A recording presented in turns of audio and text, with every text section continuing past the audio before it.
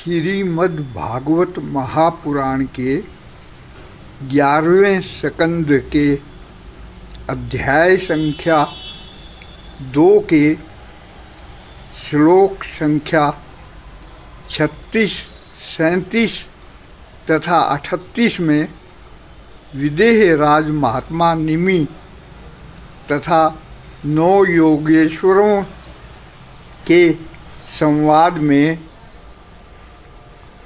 भागवत धर्म का निरूपण करते हुए कहा गया है कि मनुष्य जो भी कार्य करे वह सब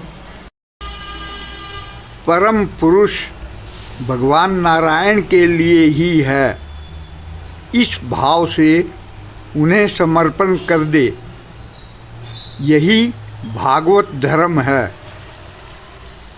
ईश्वर से विमुख पुरुष को उनकी माया से अपने स्वरूप की विस्मृति हो जाती है और मैं मनुष्य हूँ, इस प्रकार का भ्रम हो जाता है।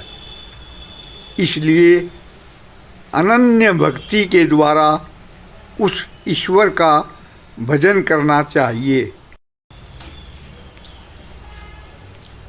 भगवान के अतिरिक्त, आत्मा के अतिरिक्त और कोई वस्तु है ही नहीं, परंतु न होने पर भी इसकी प्रतीति, इसका चिंतन करने वाले को उसके चिंतन के कारण, उधर मन लगने के कारण ही होती है। जैसे स्वप्न के समय स्वप्न दृष्टा की कल्पना से अथवा जागृत अवस्था में नाना प्रकार के मनोरथों से एक विलक्षण ही सृष्टि दिखने लगती है।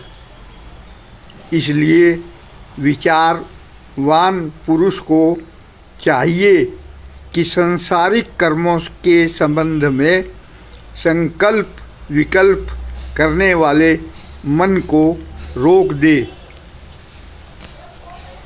ऐसी करते ही उसे अभय पद की, परमात्मा की प्राप्ति हो जाएगी। श्रीमद् भागवत महापुराण 10वें स्कंद 87वें अध्याय के श्लोक संख्या 26 में कहा गया है कि यह त्रिगुणात्मक जगत मन की कल्पना मात्र है। केवल यही नहीं, परमात्मा और जगत से पृथक प्रतीत होने वाला जीवात्मा भी कल्पना मात्र ही है। इस प्रकार वास्तव में असत्य होने पर भी अपने सत्य अधिष्ठान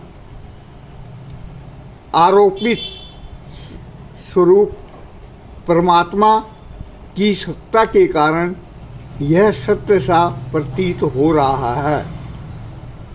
जगत आत्मा में ही कल्पित, आत्मा से ही व्याप्त, इसलिए आत्मज्ञानी पुरुष इसे आत्मरूप ही मानते हैं। ये दोनों ही अजन्मा तथा अनादि हैं। हरि ओम तत्सत, हरि ओम तत्सत, हरि ओम तत्सत।